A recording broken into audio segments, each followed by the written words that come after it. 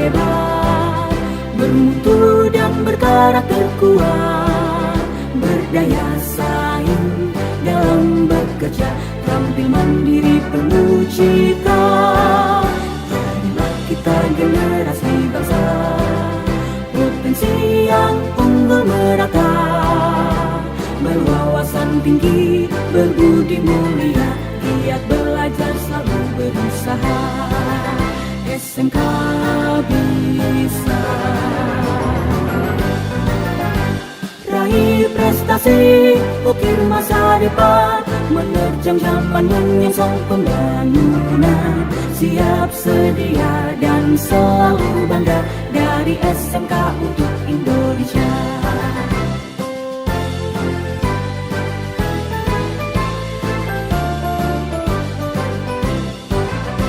SMK bisa, SMK hebat, bermutu dan berkarakter kuat, berdaya saing dalam bekerja, tampil mandiri penuh cita.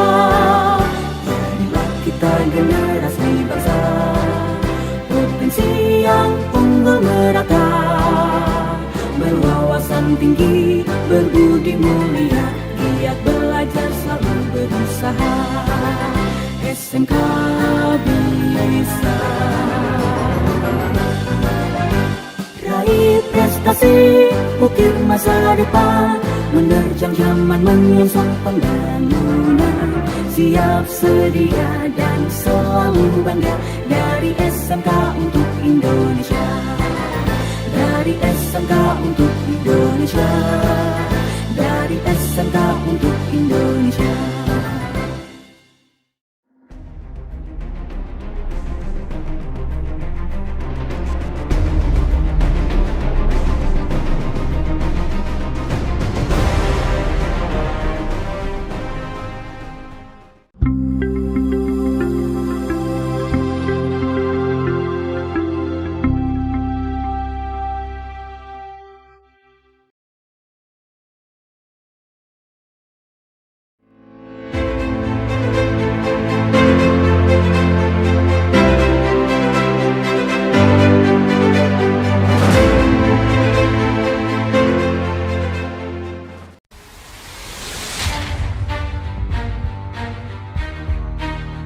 SMK Islam 1 Durenan di Kabupaten Trenggalek, Provinsi Jawa Timur.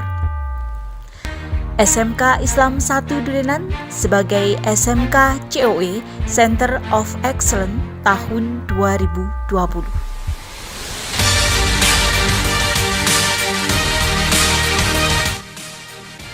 Assalamualaikum warahmatullahi wabarakatuh. Saya Dr. Andes Hadi Mukholis, Magister Manajemen, Kepala SMK Islam 1 Durenan.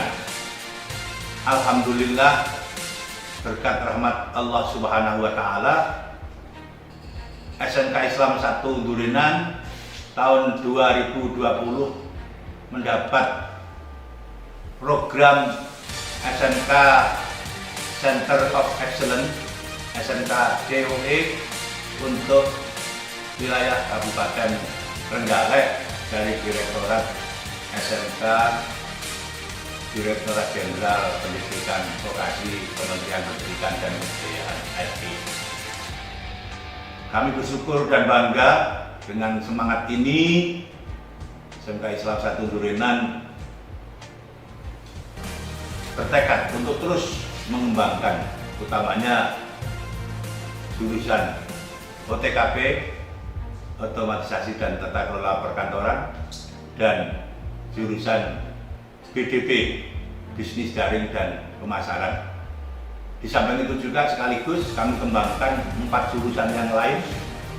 Yang pertama, teknik komputer jaringan TKJ, multimedia MF, animasi, dan akuntansi keuangan.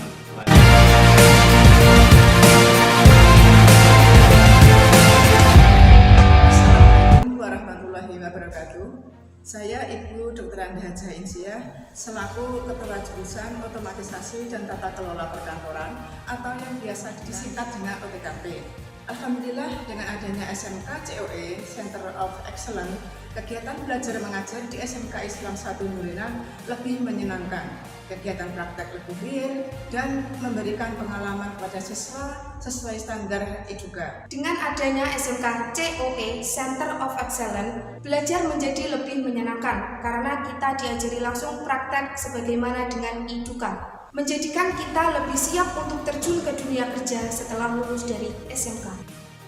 Assalamualaikum warahmatullahi wabarakatuh. Saya Miftah Nuzalifah. Saya juga di kompetensi keahlian otomatisasi tata kelola perkantoran dengan SMK COE atau Center of Excellence. Sekolah lebih menyenangkan, praktek sesuai dengan dunia kerja. Setelah lulus, saya siap kerja.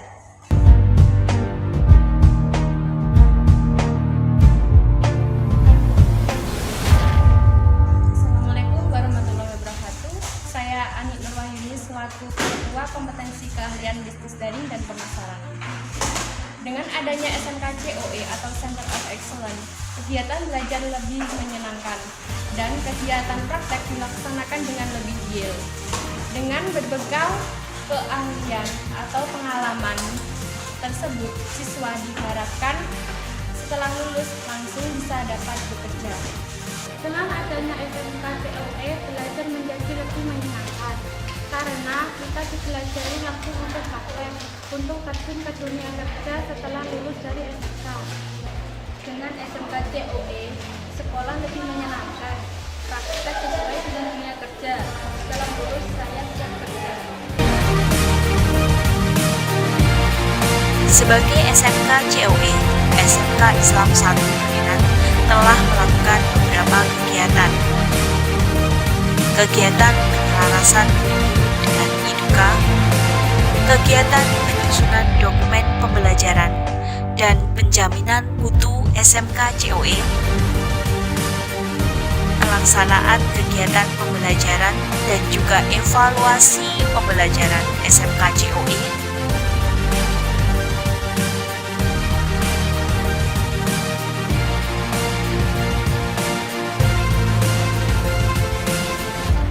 guru magang di Eduka. Dengan magang guru di Eduka, pengetahuan dan keterampilan yang didapat guru akan diajarkan kepada siswa di SMK COE sehingga standar siswa yang lulus dari SMK Islam 1 Durinan sesuai dengan Eduka dan siap untuk bekerja.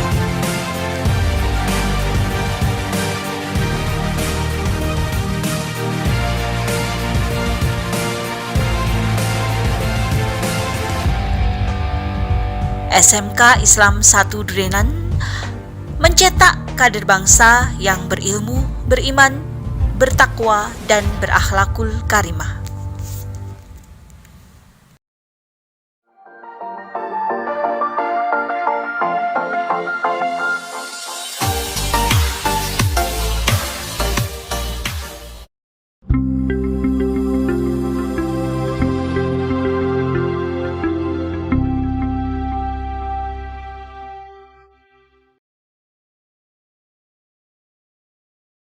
Assalamualaikum warahmatullahi wabarakatuh. Saya Dr. Muhib Asrori, SPDI MSI, Ketua Lembaga Pendidikan Ma'arif NU Kabupaten Trenggalek, mengucapkan selamat dan sukses atas Grand Opening studio dan siaran KSTV Biro Trenggalek yang ada di SMK Islam 1 Durinan yang merupakan lembaga naungan PCLB Ma'arif Kabupaten Trenggalek pada hari ini. Semoga bisa membawa kemanfaatan dalam rangka pergerakan pendidikan di Nahdlatul Ulama, bersinergi, manfaati, barokahi. Dan yang terakhir, semoga dengan kegiatan KSTV yang ada di Trenggalek ini dapat memberikan dan mengupdate berita secara faktual, akurat, dan terpercaya, khususnya dalam rangka mendongkrak dan mengeksplorasi pendidikan yang ada di Ma'arif khususnya dan lembaga pendidikan pada umumnya di Kabupaten Trenggalek. Sukses, sukses, dan sukses. Wallahu muwaffiq ila aqwamit thoriq. Wassalamualaikum warahmatullahi wabarakatuh. Assalamualaikum warahmatullahi wabarakatuh. Saya Mastur Ismail, Ketua Badan Amil Zakat Nasional Kabupaten Trenggalek, mengucapkan selamat dan sukses atas di launchingnya KSTV Biro Trenggalek di SMK Islam 1 Durinan. Semoga dengan Basnas bisa bekerja sama untuk sama-sama memberikan informasi kepada warga masyarakat tentang bagaimana upaya kita untuk membantu masyarakat yang tidak mampu agar dia bisa lebih sejajar dengan sesamanya. KSTV dan Basnas semoga bisa saling bahu-membahu untuk ikut membantu memakmurkan warga masyarakat. Selamat, semoga Allah meridhoi kita. Assalamualaikum warahmatullahi wabarakatuh. Assalamualaikum warahmatullahi wabarakatuh. Saya Edi Supriyanto, Sekretaris Daerah Kabupaten Trenggalek, mengucapkan selamat atas dibuka dan beroperasinya KSTV Biro Trenggalek. Saya yakin kehadiran KSTV Biro Trenggalek akan semakin membuka akses layanan informasi, khususnya bagi masyarakat Kabupaten Trenggalek. Sekian, sukses selalu KSTV. Wassalamualaikum warahmatullahi wabarakatuh.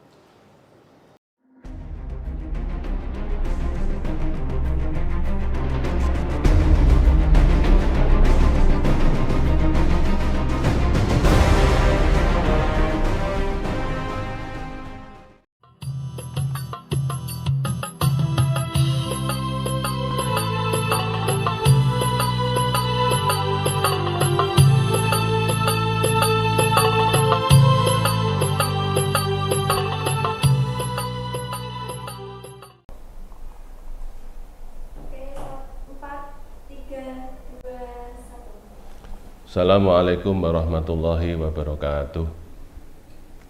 Alhamdulillahirabbil alamin wa bihi nasta'inu ala umurid dunya waddin. May yahdihillahu fala mudhillalah wa may yudlil fala hadiyalah. Asyhadu an la ilaha illallah wa asyhadu anna Muhammadar Rasulullah. Allahumma shalli wa sallim wa barik ala sayyidina Muhammad wa ala alihi wa sahbihi wa mawalah. Amma ba'du. Para pemirsa kaum muslimin yang dirahmati oleh Allah. Tidak ada kehidupan yang begitu indah kecuali kehidupan yang membuat kita menjadi orang-orang yang bahagia, menjadi orang-orang yang beruntung, baik itu di dunia dan di akhirat.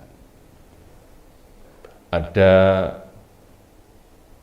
banyak hal yang menerangkan tentang manusia-manusia yang akhirnya menjadi beruntung. Ini kalau kami meneliti, membaca ayat Quran, ada kurang lebih 13 ayat yang menjelaskan manusia-manusia yang beruntung.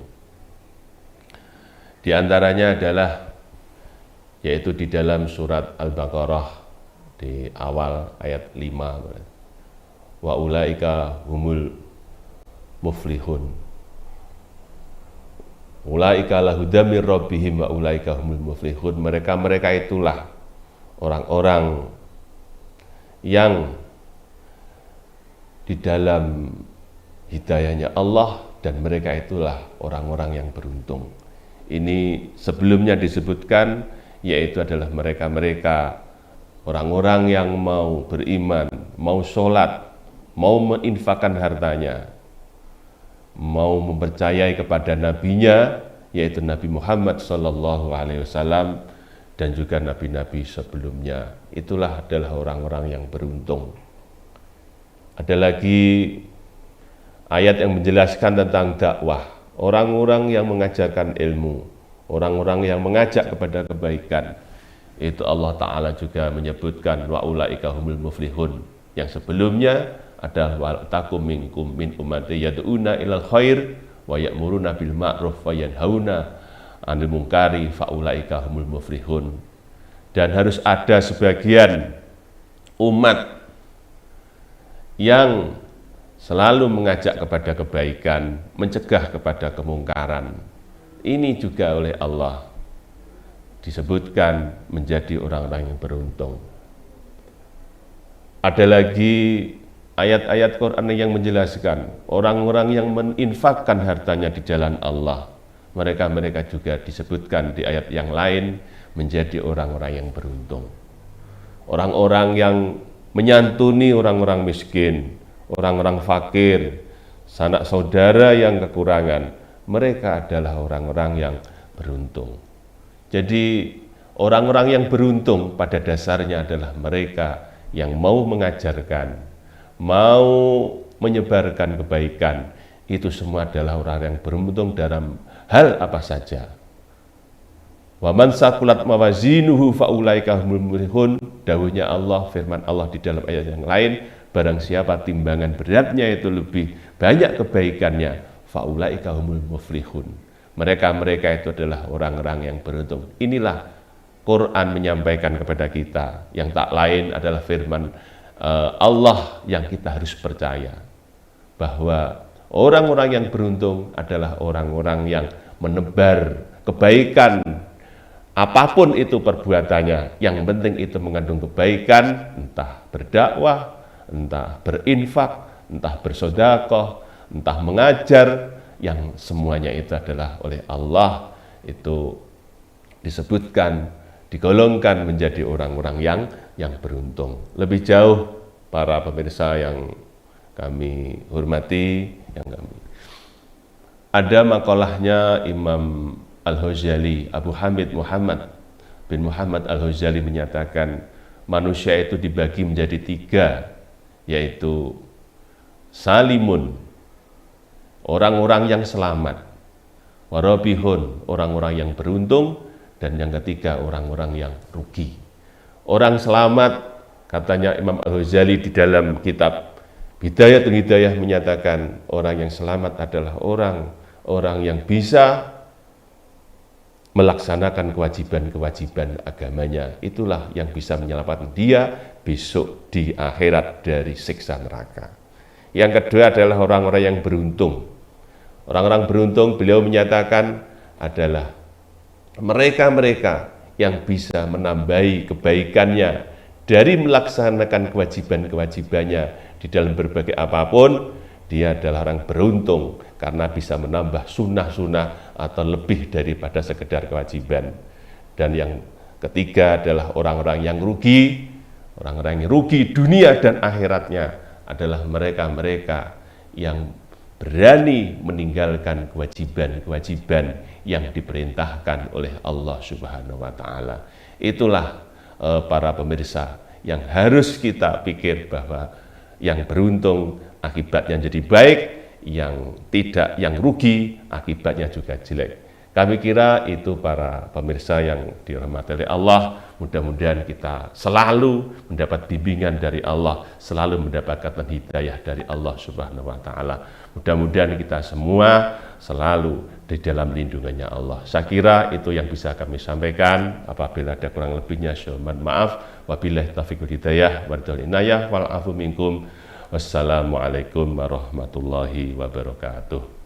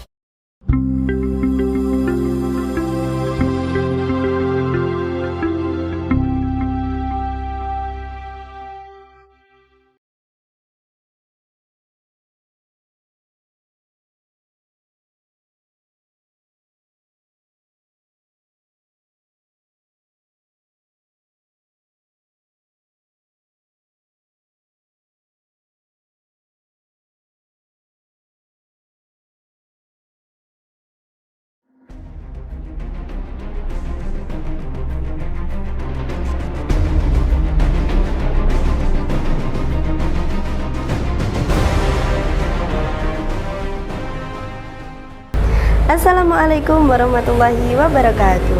Halo pemirsa KSTV, salam Pramuka. Yuk jelajah bumi Trenggalek bersama saya Aninda Nur Afifah. Pramuka, Praja Muda Karana, yang merupakan organisasi atau gerakan kepanduan sebagai wadah proses pendidikan di Indonesia. yang tentunya juga ada di SMK Islam 1 Durenan yang terhimpun dalam Askadewa, Ambalan, Sunan Kalijaga Nyai Dewi Sarah. Kegiatan pramuka di SMK Islam 1 Durenan melatih generasi muda agar memaksimalkan potensi yang ada di dirinya, baik secara intelektual, spiritual, sosial, maupun fisik. Dalam kegiatan pramuka juga dikenalkan bagaimana kearifan lokal yang ada di Trenggalek. Di Ambalan Sunan Kalijaga Nyai Dewi Sarah, prosesi adat penyalaan api unggun menggunakan bahasa Jawa. Mau tahu lebih jauh bagaimana keseruannya? Jangan kemana-mana, tetap di Jelajah Bumi Trenggalek.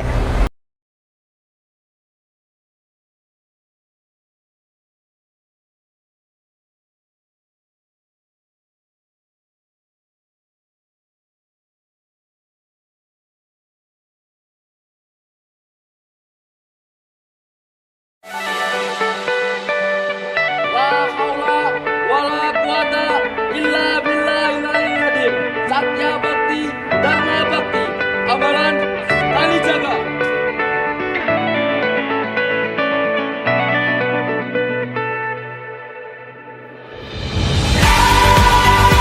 Ajang kegiatan pramuka rutin yang dilakukan Askadewa, Ambalan Sunan Kalijaga Nyai Dewi Sarah, Gugus Depan Trenggalek 04091 04092, pangkalan SMK Islam 1 Durenan adalah Pertapa Dewa, yaitu perkemahan tamu penegak Dewan Ambalan, yang di dalamnya dikenalkan bagaimana kegiatan di pramuka penegak harus mandiri, kreatif, dan inovatif. Anggota pramuka penegak juga terampil dalam membuat sebuah karya dari daur ulang sampah sehingga yang bernilai jual. Pramuka juga harus mengenal bagaimana budaya kearifan lokal yang ada di wilayahnya.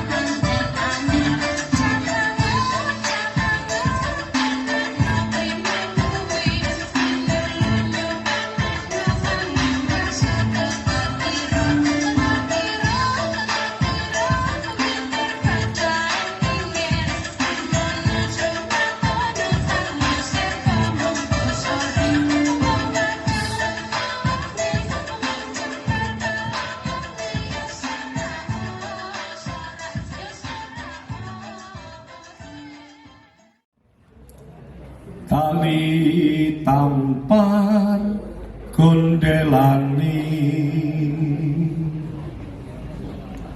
lintang songo waspadakno,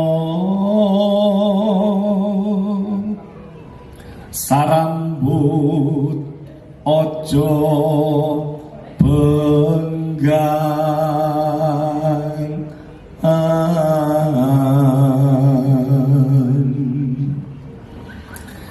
SMK Islam puniku Nahdlatul Ulama nyoto.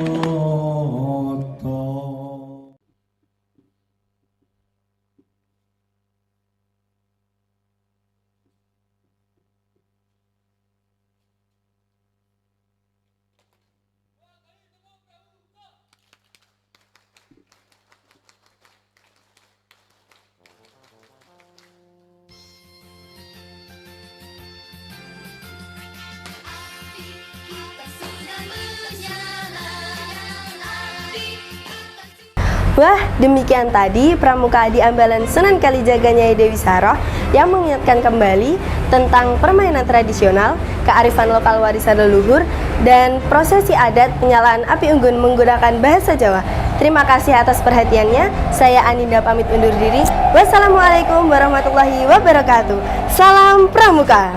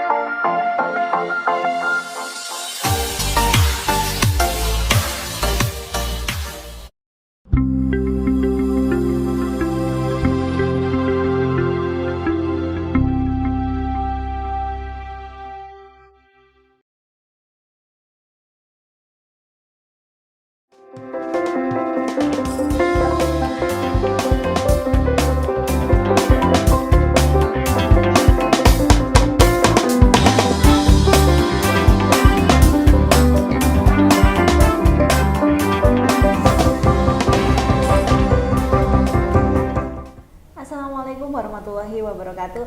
Halo pemirsa KSTV dimanapun Anda berada. Pada kesempatan ini bertemu lagi dengan saya Dewi dalam acara Ngopi Ngobrol Inspiratif. Kesehatan mental atau yang disebut dengan mental health itu memang penting, yang akan membuat hidup kita tenang, bahagia, sehingga kita bisa berpikir positif di lingkungan kita. Nah, dalam kesempatan ini tentunya saya tidak sendiri, saya ditemani oleh Ibu Vinda Khairunisa yang memahami tentang apa itu kesehatan mental. Halo Bu Vinda, apa kabar? Alhamdulillah baik. Bu Dewi gimana? Alhamdulillah juga baik. Mentalnya sehat ya Bu ya? Aman, insya Allah. Iya Bu, ngobrol-ngobrol tentang kesehatan mental. Sebenarnya apa sih yang disebut dengan mental health atau kesehatan mental itu? Oke, sebenarnya tema yang akan kita bahas ini cukup menarik ya Bu. Jadi kalau kita berbicara tentang kesehatan mental, itu merupakan kondisi batin dan juga keadaan manusia yang mana itu tenang, damai, normal. Nah, sehingga dia mampu menjalani aktivitasnya itu dengan damai dan normal pula gitu.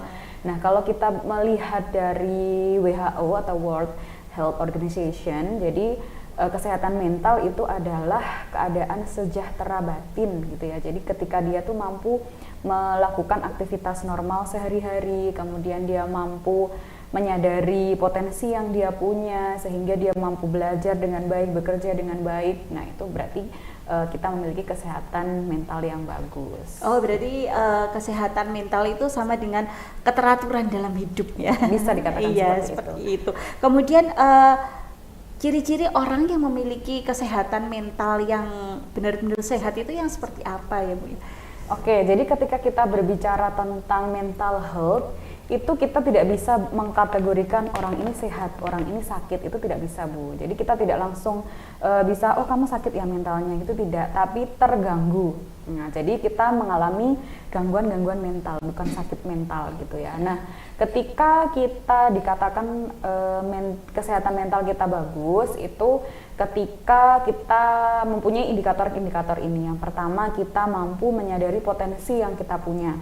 Gitu. Kemudian yang kedua, kita mampu menghadapi stres sehari-hari, dan yang ketiga itu kita mampu bekerja secara produktif, dan yang terakhir itu adalah kita mampu berkontribusi yang baik kepada masyarakat. Jadi ketika kita mempunyai, kita merasa kita di 4 indikator ini kita punya, kita mampu bekerja dengan baik, kemudian kita tahu, kita sadar potensi kita, ya berarti kesehatan mental kita tidak terganggu. Seperti itu. Oh gitu. Jadi mungkin ada betulnya ya ketika siswa kelas 3 SMK mungkin itu ada penelusuran bakat dan minat sehingga tahu potensinya. Itu betul. Berarti salah satu cara untuk menyehatkan mental. Oke, Bu, selanjutnya kalau kita bicara tentang mental yang sehat, apa saja jenis-jenis mental yang sehat itu? Atau maaf, apa saja atau bagaimana ciri-ciri mental yang terganggu itu sebenarnya seperti apa? Oke. Mohon maaf ya sebelumnya, ketika kita berbicara mental yang terganggu itu kita berarti tidak membicarakan orang-orang yang mohon maaf di luar yang berkeliaran di jalan, itu tidak ya, atau orang gila, kasarannya mungkin dikatakan seperti itu. Ketika kita mengatakan gangguan mental itu biasanya ditandai dengan perubahan emosi yang sangat signifikan, kemudian dia tidak mampu bekerja sehari-hari, itu juga dikategorikan terganggu, Bu. Dan gangguan mental itu bermacam-macam. Yang mungkin paling umum dan paling banyak menjadi faktor penentu gangguan mental di dunia itu yang paling banyak adalah depresi, Bu. Depresi ini berbeda dengan kondisi fluktuatif. Misalnya hari ini kita sedih, kita misalnya kehilangan apa barang atau seseorang, kemudian besoknya kita senang, kita bahagia, itu berbeda ya, Bu. Itu bukan depresi namanya, itu normal. Iya, itu sedih. Ya, sedih itu normal. Tapi kalau kita berbicara depresi, ketika kita tuh merasa sedih, tertekan, kita merasa hampa, itu selama sehari full, seminggu full, 2 minggu full. Nah, kita sedih terus selama periode itu baru kita dikatakan depresi. Nah, jadi mental yang terganggu bisa dikatakan mental terganggu itu ketika kita memikirkan sesuatu sampai kita tidak mengerjakan apa-apa dalam satu hari. Ketika kita mempengaruhi produktivitas kita sehari-hari, itu kita bisa dikatakan terganggu mental kita gitu. Nah, jadi salah satu yang saya bicarakan tadi, kalau depresi itu ketika kita merasa tertekan, khawatir yang berlebihan, dan itu periodenya secara terus-menerus selama minimal 2 minggu ya, itu baru kita katakan sebagai depresi. Tapi kalau hari ini sedih, tapi karena kita tahu hal ini kalau kita biarkan terus-menerus ini tidak baik, kemudian besoknya kita menghadapi hari dengan lebih ceria, itu bukan depresi namanya, yaitu fluktuatif, emosional yang fluktuatif. Berarti sedih pun ada waktunya ya? Iya betul, itu normal. Tidak boleh kita sedih berlarut-larut. Nah, dan gangguan yang kedua ini hampir sama, Bu, namanya gangguan bipolar. Kalau ini yang membedakan ada fase manik dan juga ada fase depresi. Jadi kalau kita berada di fase manik itu kita merasa euforia yang sangat, kita merasa sangat energik gitu ya, Bu. Pada fase-fase itu kita tuh merasa sangat produktif, kemudian pikiran kita tuh ada ide A, kemudian muncul lagi ide B, ide C, sampai yang banyak itu pada fase manik gitu. Kemudian kita mengalami kegembiraan yang berlebihan pada fase itu namanya bisa kita katakan sebagai gangguan bipolar. Tapi kalau pada fase depresi dia akan merasa sedih, hampa, kemudian dia merasa rendah harga diri. Nah, itu gangguan bipolar namanya, Bu. Jadi ada fase manik dan ada fase depresi. Itu gangguan yang kedua. Kemudian ada juga skizofrenia namanya. Kemudian juga ada gangguan demensia, dan sebenarnya banyak, Bu, gangguan makan, gangguan saraf, itu juga termasuk pada gangguan-gangguan mental. Iya. Berarti kalau kita kan biasanya dinasihati sama orang tua ya, atau dinasihati sama teman, kalau sedih jangan berlebihan, kalau bahagia jangan berlebihan. Ternyata itu penting ya demi kesehatan mental kita. Ya, kalau kita bahagia terus itu perlu digali, ini bahagianya karena apa ya? Nah, gitu. Jadi perlu kita gali. Segini, Bu, kalau kita bicara tentang kesehatan mental, contoh kesehatan mental terganggu di sekitar kita mungkin ya kan kita lingkungan sosial ya, kita makhluk sosial yang bersosialisasi mungkin dengan di tempat kerja, di masyarakat. Nah, kalau di lingkungan Ibu mungkin ada enggak ciri-ciri dari orang yang terganggu kesehatan mentalnya? Oke. Sebenarnya kita tidak bisa langsung menjudge kamu terganggu ya mentalnya, itu tidak bisa ya, Bu, ya.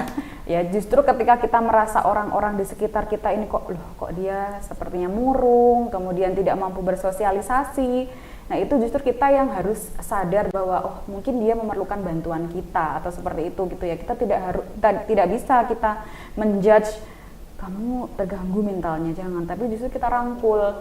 kamu sedang merasakan apa hari ini, mungkin ada yang bisa kita bantu. Nah gitu, kalau ciri-cirinya itu mungkin emosionalnya ini sangat terlihat ya Bu, perbedaannya, naik turunnya itu sangat terlihat.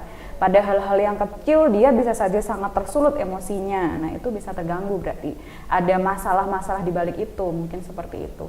Kemudian ketika berada di lingkungan sosial, dia tuh justru merasa khawatir, dia tidak mau bersosialisasi dengan orang-orang. Nah itu mungkin ada faktor X yang harus kita gali gitu. Jadi intinya ketika kita bicara tentang kesehatan mental ya, kita tidak boleh menjudge seseorang bahwa seseorang itu kesehatan mentalnya terganggu, tapi apa yang kita bahas hari ini cukup menjadi pengetahuan untuk diri kita sendiri bahwa kita tidak boleh bahagia berlebihan, sedih berlebihan, bahkan menjudge orang terganggu mentalnya. Paling tidak kalau misalkan salah satu dari keluarga kita ada yang seperti itu, kita bisa mengatasi gitu ya. Kalau menjudge tidak bisa, kalau mengatakan orang lain, kamu kok seperti itu, berarti kesehatan mentalmu terganggu gitu. Kita tidak boleh ya. Iya gitu.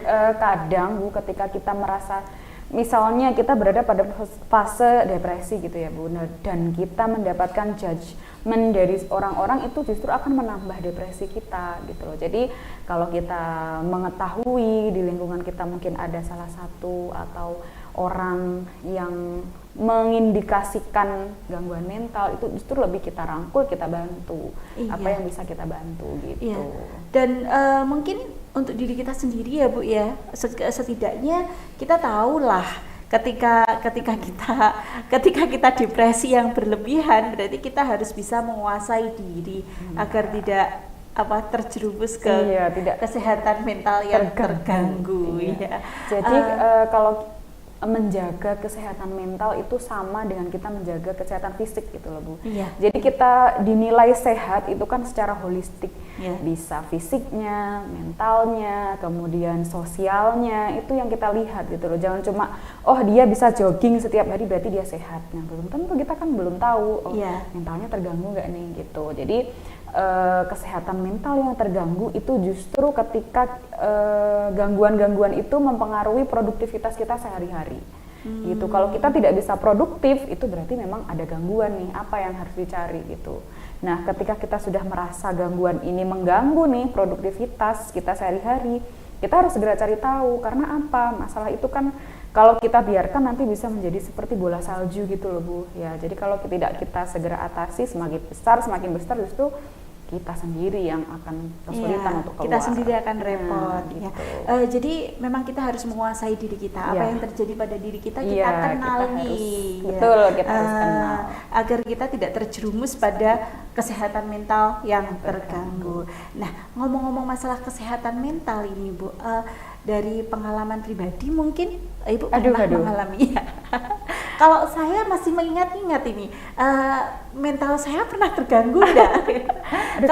Kalau dari pengalaman Ibu sendiri mungkin karena kita kan bisa introspeksi diri. Pernah enggak mengalami gangguan kesehatan mental itu? Ini jadi curhat enggak apa-apa ya Bu ya?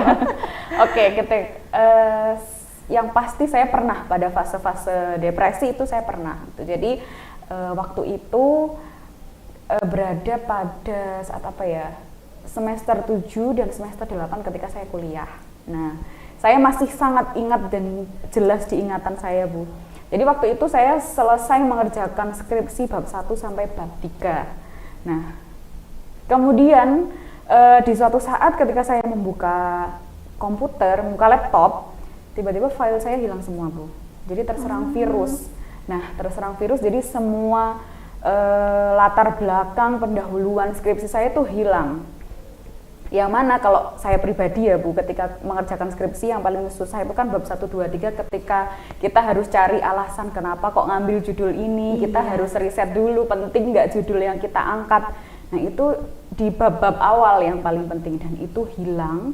Saya sudah minta bantuan ke sana kemari, itu katanya ini tidak bisa diperbaiki, kita tidak bisa recovery data-datanya gitu. Nah pada saat itulah saya merasa benar-benar stres, merasa tertekan, kemudian emosinya itu Saya sampai banting-banting di rumah itu udah sering Bu, karena bisa dikatakan itu saat-saat paling terpuruk ya bagi saya. Nah, tapi ketika kita sadar kalau kita hanya terfokus pada hal-hal yang negatif ini, saya tidak akan bisa maju gitu. Jadi ketika saya sudah sadar, ini yang harus saya lakukan. Apapun yang terjadi, kalau memang sudah seperti ini ya kita harus tetap maju. Nah gitu. Jadi alhamdulillah ketika kita yakin itu, sudah bisalah kita untuk melangkah ke depan gitu. Jadi ketika saya mengerjakan skripsi dan hilang itu fase-fase saya merasa terganggu nih mental saya. Itu sebenarnya banyak ya Bu yang lain tapi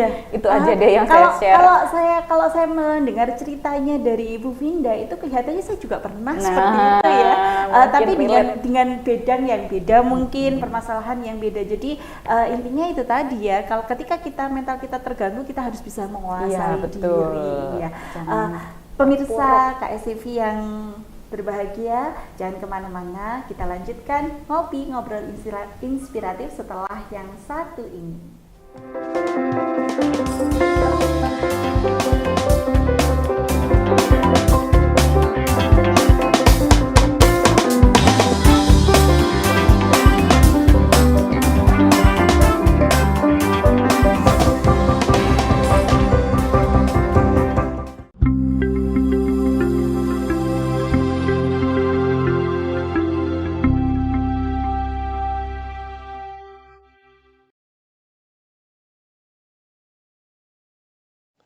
Assalamualaikum warahmatullahi wabarakatuh.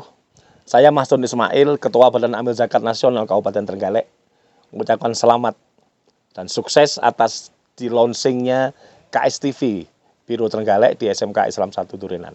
Semoga dengan Basnas bisa bekerja sama untuk sama-sama memberikan informasi kepada warga masyarakat tentang bagaimana upaya kita untuk membantu masyarakat yang tidak mampu agar dia bisa lebih sejajar dengan sesamanya. KSTV dan Basnas semoga bisa saling bahu-membahu untuk ikut membantu memakmurkan warga masyarakat. Selamat, semoga Allah meridhoi kita. Assalamualaikum warahmatullahi wabarakatuh. Assalamualaikum warahmatullahi wabarakatuh. Saya Dr. Muhib Asrori, SPDI MSI, Ketua Lembaga Pendidikan Ma'arif NU Kabupaten Trenggalek, mengucapkan selamat dan sukses atas grand opening studio dan siaran KSTV Biro Trenggalek yang ada di SMK Islam 1 Durinan yang merupakan lembaga naungan PCLP Ma'arif Kabupaten Trenggalek pada hari ini. Semoga bisa membawa kemanfaatan dalam rangka pergerakan pendidikan di Nahdlatul Ulama, bersinergi, manfaati, barokahi. Dan yang terakhir, semoga dengan kegiatan KSTV yang ada di Trenggalek ini dapat memberikan dan mengupdate berita secara faktual, akurat dan terpercaya, khususnya dalam rangka mendongkrak dan mengeksplorasi pendidikan yang ada di Ma'arif khususnya dan lembaga pendidikan pada umumnya di Kabupaten Trenggalek. Sukses, sukses, dan sukses. Wallahu muwaffiq ila aqwamit thoriq. Wassalamualaikum warahmatullahi wabarakatuh.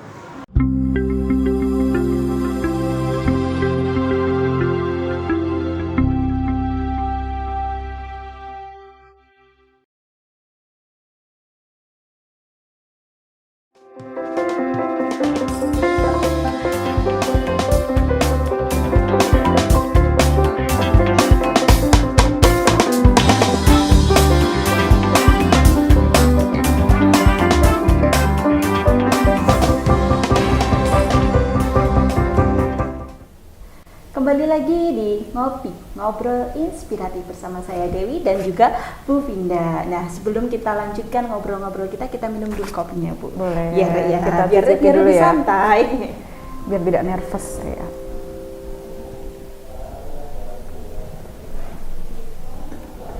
Oke, tadi kita sudah membahas tentang kesehatan mental.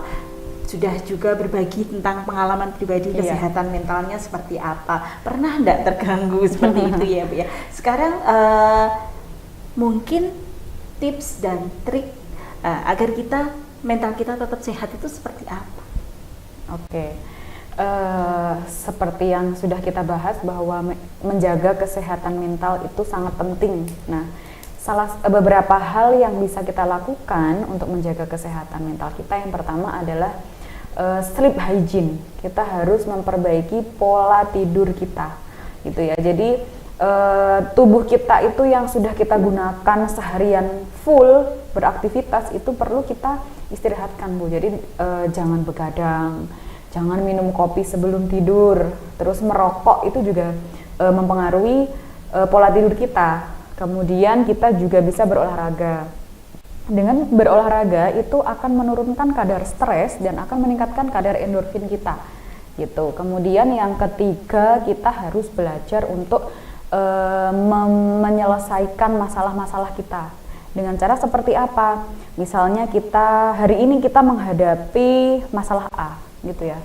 Ketika kita sudah tahu, oh solusinya seperti ini yang mungkin bisa saya terapkan. Solusi ini kan tidak menjamin oke, masalah saya akan selesai, itu kan tidak. Tapi setidaknya kalau kita bisa mencoba, maka ya kita bisa keluar dari masalah itu. Kemudian yang keempat itu kita harus belajar mengelola emosi. Marah itu wajar, marah itu boleh. Tapi bagaimana kita mengolah supaya marah kita ini justru tidak akan merugikan diri kita sendiri, gitu. Jadi kita harus mengatur emosi kita, bisa sedih, bisa bahagia boleh, sedih boleh, gitu ya. Tapi tetap ada time-time-nya gitu loh, Bu. Jadi jangan sampai emosi-emosi yang kita rasakan ini akan mengganggu bahkan merugikan diri kita sendiri, gitu. Nah, cara-cara yang bisa kita lakukan dengan mungkin bermeditasi, kemudian kita bisa berpikir positif, kita lebih bersyukur, kita harus sadar lebih banyak hal lain yang harus kita syukuri. Nah, itu juga bisa untuk menjaga supaya kesehatan mental kita tetap aman, begitu. Jadi seperti itu ya. Tetapi kalau dari penjelasan Ibu mungkin bisa kita tarik kesimpulan bahwa hidup sehat. Ya, betul. Itu juga berpengaruh. Termasuk ini, Bu. Saya pernah mengalami hal yang ketika kita marah, ya. Setelah kita marah, kita berteriak-teriak mungkin ya, itu ada penyesalan di balik itu. Betul. Iya, ada penyesalan bahwa kenapa harus seperti itu, kan bisa diselesaikan. Makanya itu yang merugikan. Jadi kalau kesehatan mental dari penjelasan Ibu tadi dapat kita tarik sebuah kesimpulan bahwa hidup sehat dan mengelola emosi kita, banyak-banyak bersyukur ya atas apa yang ada dalam diri kita dan yang ada di sekitar kita, ya. Seperti itu. Kemudian boleh Bu berikan kata-kata untuk hari ini? Oke. Ini mungkin agak panjang ya. Jadi ketika kita merasa sedih, kita merasa tertekan, itu percayalah bukan kalian sendiri yang tertekan di dunia ini, gitu loh. Masih banyak orang-orang lain yang keadaannya mungkin bisa lebih buruk dari kita. Nah, justru yang bisa kita fokuskan adalah kalian harus lebih banyak bersyukur. Kita lebih banyak meningkatkan rasa syukur kita mungkin atas hal-hal yang lain yang kita tidak punya, gitu. Kita punya banyak hal lain yang justru lebih banyak kita syukuri. Jadi itu, jangan fokus pada kesedihanmu, tapi lebih banyak bersyukur atas keadaan-keadaan yang telah diberikan Allah kepada kita. Ya, Oke, jadi kata-kata hari ini adalah fokus dan bersyukur. Fokus tentang apa yang kita kerjakan dan bersyukur atas apa yang kita terima. Jadi seperti itu ya. Jadi pemirsa KSTV semua dimanapun Anda berada, kita harus tetap menjaga mental kita agar mental kita sehat, pola hidup sehat, dan menjaga emosi itu penting untuk mental lebih sehat. Nah, terima kasih Bu Vinda atas waktunya yang telah menyempatkan diri bergabung bersama kita, dan terima kasih. Kami undur diri. Wassalamualaikum warahmatullahi wabarakatuh.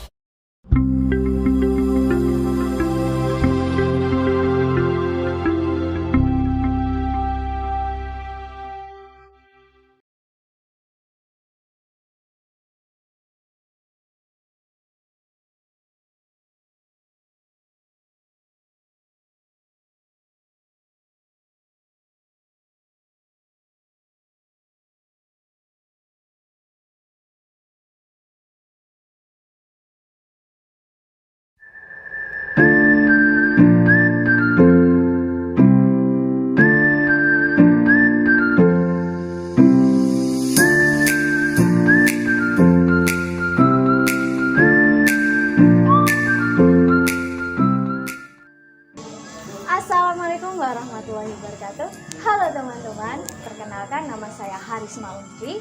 Di sini saya akan berbagi informasi tentang 7 adab makan dan minum menurut Rasulullah. Dan untuk semuanya, jangan lupa like, comment, and subscribe channel YouTube kita ya. Untuk yang kepo, yuk ikutin saya.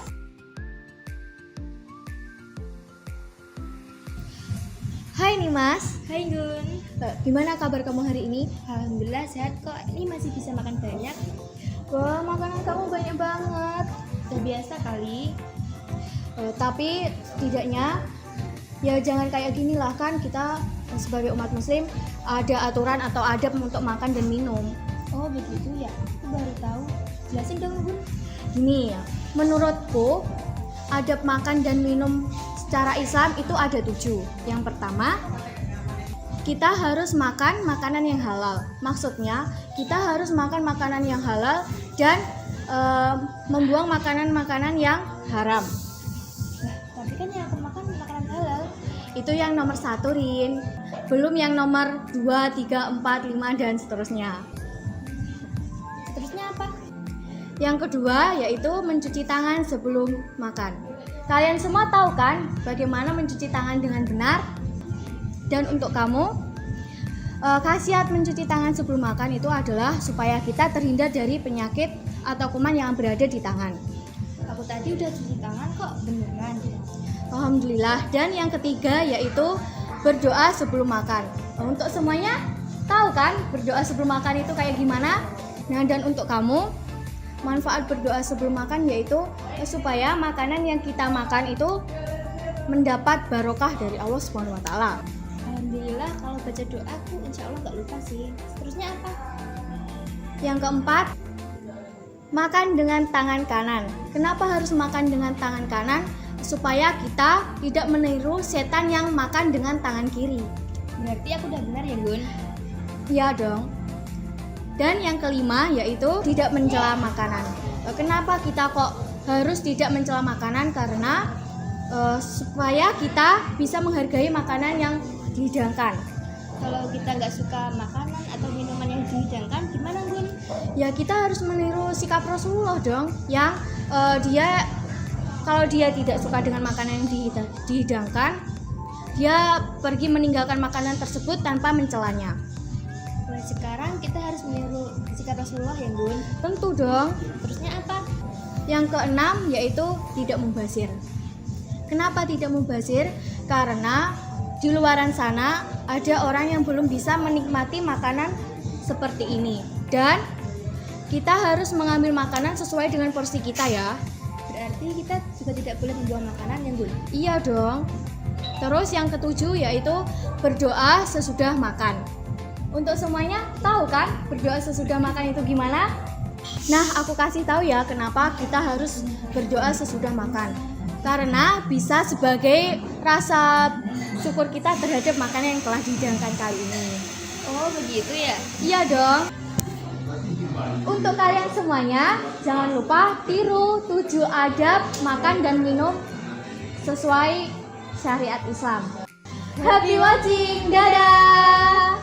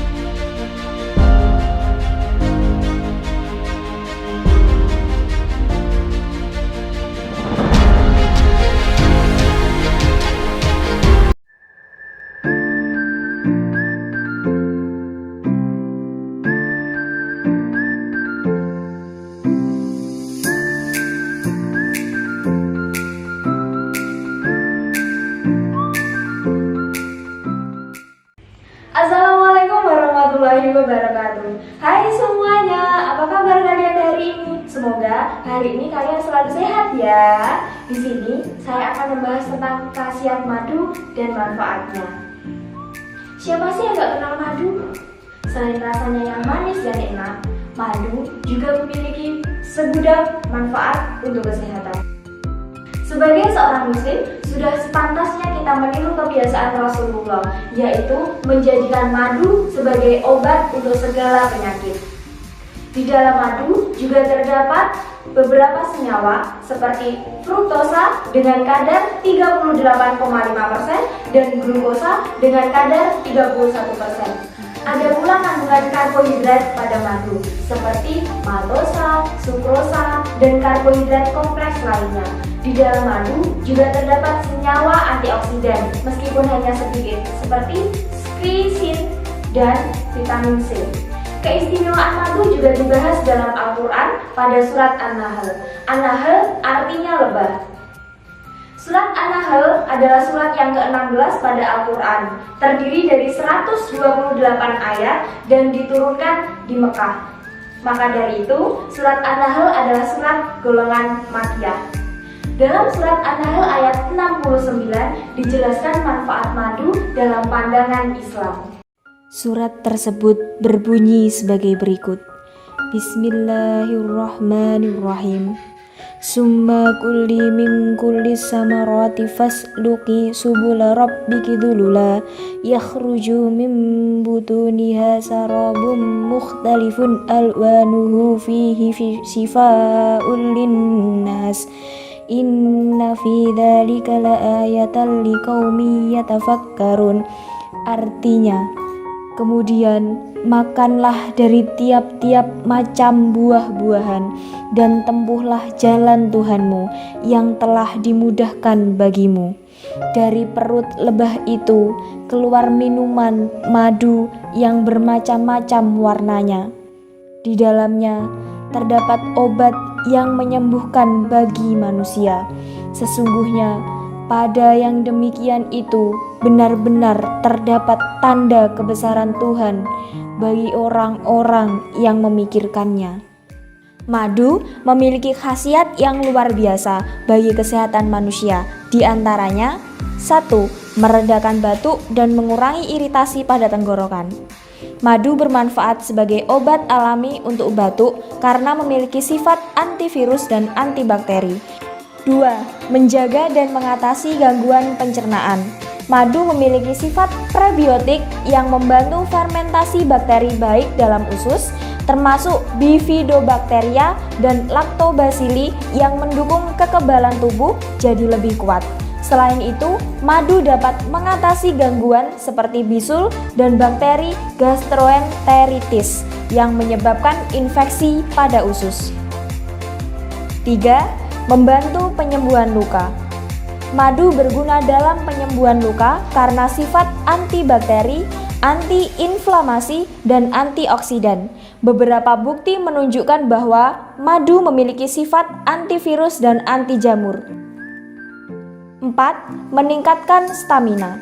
Madu mengandung beberapa zat penting untuk meningkatkan stamina tubuh. 5. Mengontrol kadar gula dalam darah. Kandungan gula pada madu tidaklah sama dengan gula putih atau pemanis buatan. Kombinasi pasti fruktosa dan glukosa benar-benar membantu tubuh mengatur kadar gula. 6. Membantu menangkal penyakit. Fitonutrin yang ditemukan dalam madu berkontribusi pada kandungan antioksidan dan antibakteri sehingga dapat meningkatkan sistem kekebalan tubuh dan menyangkal penyakit. Nah, itu tadi keistimewaan dan khasiat dari madu yang dapat saya sampaikan. Buat semuanya, jangan lupa tiru kebiasaan Rasulullah untuk mengonsumsi madu setiap hari untuk menjaga kesehatan dan kekebalan tubuh kita.